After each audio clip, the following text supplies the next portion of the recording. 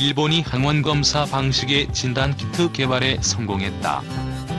일본이 개발한 진단키트는 신종 코로나 바이러스 감염 여부를 단 15분 만에 확인할 수 있는 것으로 전해졌다. 진단키트 생산이 본격화하면 일본의 코로나19 확진자 수가 지금보다 늘어날 전망이다. 29일 마이니치 신문에 따르면 임상검사 약품 제조, 판매업체인 후젤에 비오는 코로나19 감염 여부를 10에서 15분 정도에 판별할 수 있는 항원 신속 진단키트를 개발해 오는 5월 중순부터 생산할 예정이다. 기업은 지난 27일 일본 후생노동성에 진단키트 제조, 판매 승인을 신청했다.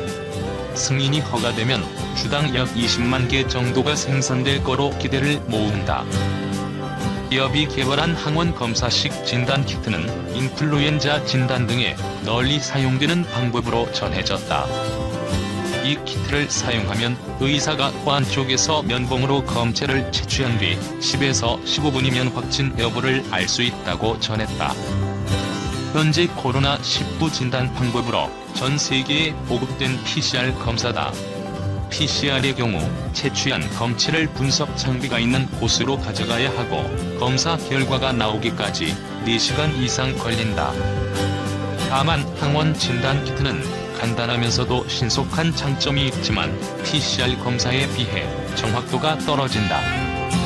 실제로 이 키트로 진행한 임상시험에서 바이러스 양이 적은 코로나19 환자가 음성으로 나온 경우가 있었던 것으로 알려졌다. 일본 정부는 진단키트와 더불어 특례 승인 제도를 이용해 이르면 다음 달 미국의 에볼라 출혈열 치료제인 렘데시비르를 코로나19 치료제로 공식 승인할 것으로 보인다. 28일 NHK 보도에 따르면 아베 신조 일본 총리는 전날 중의원 본회의에서 렘데시비르에 관한 질문에 곧 약사 승인이 가능할 전망이라고 밝혔다. 가스노부 후생노동상도 렘데시비르와 관련 특례 승인 제도를 활용한 승인 심사를 신속히 진행하고 싶다고 말했다. 렘데시비르는 미국 제약사 길리어드가 에볼라 출혈열 치료제로 개발한 항바이러스 제로 코로나19 치료에서 효능이 있는 것으로 알려져 있다.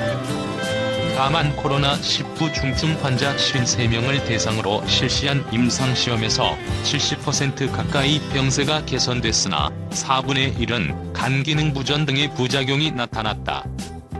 현재 한미 당국은 약 400명을 대상으로 공동 임상시험을 진행 중이다. 일본의 도입 후 부작용 등 문제가 해결되면 국내에서도 사용이 가능할 거로 보인다. 일본은 검사 인력 부족 등으로 PCR 검사 건수가 수요를 따라잡지 못하는 상황이다. 일본의 현재 PCR 검사 건수는 하루 8,000건 정도로 인구 대비 한국의 약 10분의 1 수준이다. 여기에 더해 병상 부족 문제가 불거져 나오면서 의료 붕괴설까지 나돌고 있다. 이번 항원 진단 키트가 보급되면 한국 등 해외의 지원 없이도 일본의 코로나19 검사 체계가 한층 강화될 수 있을 것으로 전망됐다.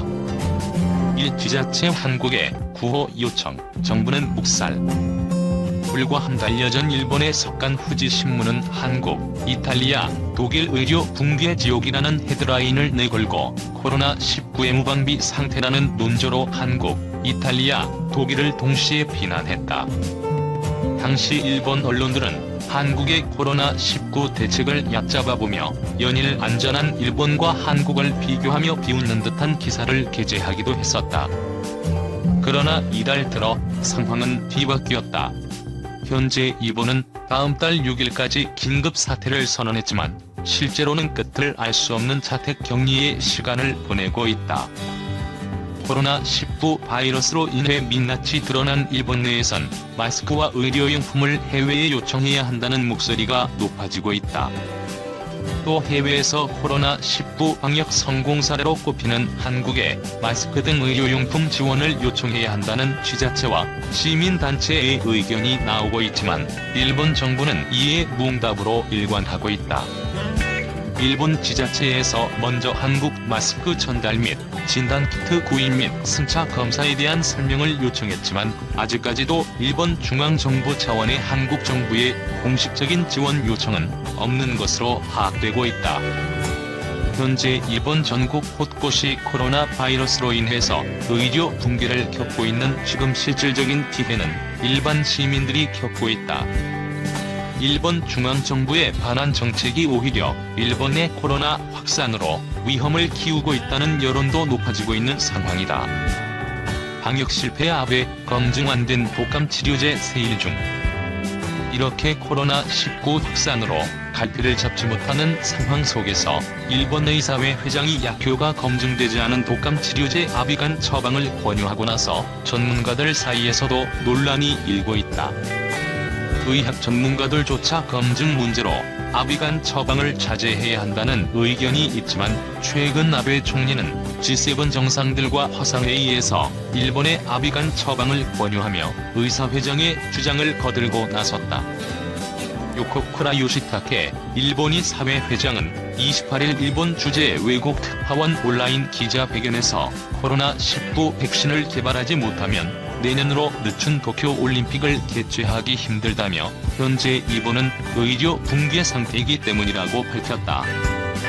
요코쿠라 회장은 또 코로나19 확진자 가운데 고위험 환자에게 아비간 등의 백신 조기 투여가 중요하다고 말했다. 아비간은 지난 2014년에 신종플루 치료제로 승인된 약물로 바이러스가 세포 내에서 필수적인 유전자 복제를 방해하는 기전으로 작용, 증상의 악화를 방지하는 효과를 가진다. 이에 따라 일본 내 일부 의료 전문가들은 코로나19 바이러스에도 마찬가지의 효과가 있을 것으로 기대하고 있지만 확실한 검증이 되지 않은 상황에서 무분별한 처방은 위험을 가중시킨다는 의견도 엇갈리고 있다. 심지어 아비간을 처방받았던 확진자들 사이에서도 불신의 목소리가 나오고 있다. 현재 일부 확진자들 사이에선 아비간을 처방받은 후 증상 악화로 사망자가 발생했고 효과 또한 확인되지 않았거나 미미했다는 소문이 나돌고 있다. 실제 아비간은 신종플루 치료 목적으로 개발됐지만 다른 항바이러스 제제에 비해 효과가 떨어진다는 평가를 받으며 시장에서 자리 잡지 못한 전력을 갖고 있다. 또 임산부가 복용할 경우 태아에게 치명적일 뿐만 아니라 신종플루 치료 시에도 타미플루 등 기존 치료제의 효과가 없는 경우에만 제한적으로 쓸 정도로 부작용이 심한 약제여서 오남용에 대한 우려가 적지 않은 상황이었다. 임상을 통해 보다 구체적이고 긍정적인 임상 데이터가 필요하다는 것이 중론이다. 이렇게 아비간에 대한 전문가들과 확진자 사이에서도 의견이 엇갈리고 있는 가운데 아베 총리는 해외 정상들에게 아비간을 추천해 아비간 반대자들로부터 외교 망신이라는 비난을 받고 있다. 아베 총리는 지난 17일 G7 화상회의에서 각국 정상들에게 일본 업체가 만든 아비간을 써줄 것을 요청했다. 이에 요시타케 일본의 사회회장은 자민당의 키시 정조 회장과 타무라 정무조사 회장 대리 앞에서 요청서를 제출. 타무라 정무조사 회장 대리는 당내에서 하루라도 빠르게 수출 가능 여부를 검토를 하겠다고 밝혔다. 아비간 효능에 대해 뚜렷한 임상 결과가 나오지 않은 상황에서 일본 정부는 아비간 정부 비축량을 늘리기로 하고 제조사인 도야마 화학 측에 생산량 확대를 요청했다. 일본 정부는 이에 대해 신종 코로나 바이러스 치료 백신 개발이 진행되는 가운데 아비간을 조기 투여해 증상의 개선이 보이는 사례가 보고되고 있기 때문이라는 입장을 밝혔다.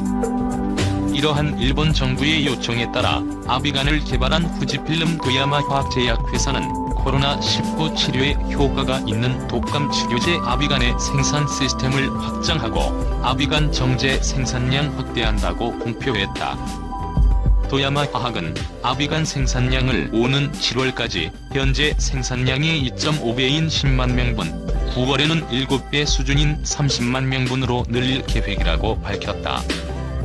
아울러 이번 증산을 통해 도야마화학은 앞으로 아비간 비축량을 최대 200만 명분까지 늘릴 예정이고 추가 공급을 위해 외국 정부와 논의 중인 것으로 알려졌다. 한편 현지 언론들은 일본 정부가 아비간 이외에도 자국 제약사가 제조한 레모데시비로, 아쿠테무라, 오르베스코 등이 코로나19 치료에 효과가 있는 것으로 보고 의료계와 긴급 처방 여부를 논의하면서 신약 백신 개발을 진행 중이라고 보도하고 있다. 한편 아베 신조 일본 총리가 코로나19 대응 문제와 관련해 한국과의 협력을 희망한다는 입장을 밝혔습니다. 아베 총리는 29일 참의원 예산위원회에 출석해 이번 민주당의 하쿠신군 의원으로부터 코로나 대응과 관련해 한국과는 어떻게 협력할 것이냐는 질문을 받은 뒤 이렇게 말했습니다. 이어 중국안에서 많은 감염자가 발생한 뒤 폭발적으로 확대됐고 이후 한국의 대구를 중심으로 감염이 확산됐다며 정보를 나누고 경험을 교류하는 것은 일본의 대응에도 도움이 될 것이라고 말했습니다. 그러면서 동남아시아 국가연합과 한중일 정상들의 전화회담 등을 거론하며 한국과는 이런 다자간 협력뿐만 아니라 항공기 귀국편을 이용하는 등 현장 레벨에서도 협력을 하고 있다고 말했습니다. 아베 총리는 한국 등 이웃나라로서의 관계가 중요하지 않느냐고 하쿠 의원이 재차 질문하자 한국은 우리나라의 이웃나라이며 중요한 나라라며 일중한과 아세안 플러스 3 등 멀티뿐만 아니라 바이에서도 협력해 나가야 한다. 한반도 상황도 있지 않느냐고 말했습니다.